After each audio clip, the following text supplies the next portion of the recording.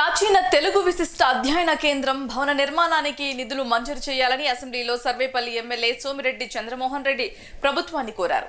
2008లో తెలుగును ప్రాచీన విశిష్ట భాషగా భారత ప్రభుత్వం పార్లమెంట్లో ప్రకటించిందన్నారు.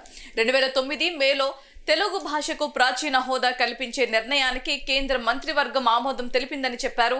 2011లో తెలుగు భాష విశిష్ట అధ్యయన కేంద్రం ప్రారంభానికి ఆర్థిక అనుమతులు ఇస్తూ కేంద్ర ప్రభుత్వం ఉత్తర్వులు జారీ చేసిందని చెప్పారు. ప్రాచీన తెలుగు విశిష్ట అధ్యయన కేంద్రం నెల్లూరులో ఏర్పాటు చేయడం గొప్ప విషయమని మంత్రులు కందుల దుర్గేష్ అన్నారు. అయితే ఈ కేంద్రంలో అనేక కార్యక్రమాలు జరుగుతున్నాయి.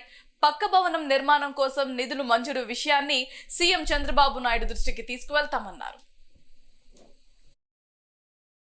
2008లో తెలుగు భాషను ప్రాచీన విశిష్ట భాషగా భారత ప్రభుత్వం పార్లమెంట్లో ప్రకటించింది అధ్యక్ష. 2009 మేలో తెలుగు భాషకు ప్రాచీన హోదా ఇవ్వడానికి కేంద్ర మంత్రివర్గం ఆమోదించింది.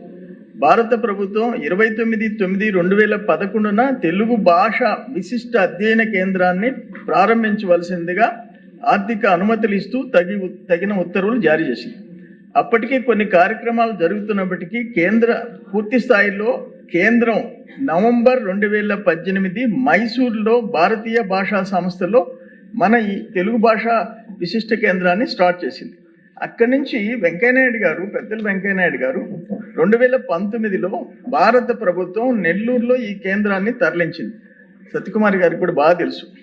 ఇప్పుడు అదేంటంటే 12 మంది ఈ ప్రొఫెసర్స్ సిబ్బంది ఆ సాహిత్యాలను గురించి అధ్యయనం చేస్తున్నారు. మేము 5 acres మన గవర్నమెంట్ అలాట్ చేసింది అక్కడే వెంకటాచలం నా కాన్స్టిట్యున్సీలో. కానీ ఆ బిల్డింగ్ శాంక్షన్ కానందువల్ల స్వర్ణభారతి ట్రస్ట్ వెంకయ్యనాయుడు గారి కుమార్తె ట్రస్ట్లో గ్రౌండ్ ఫ్లోర్ వాళ్ళు ఇచ్చినందువల్ల దాంట్లో ఈ అధ్యయన కేంద్రం జరుగుతుంది. ఇది మనకి ఇవ్వటమే పెద్ద గొప్ప. భాషను గుర్తించి ఇప్పుడు 4 రాష్ట్రాలు ఆంధ్ర, తెలంగాణ, కర్ణాటక, తమిళనాడులో ఈ సదస్సులు జరపటం, ఈ అధ్యయనం జరుగుతుంది. ఇంపార్టెంట్ సెంటర్ అది.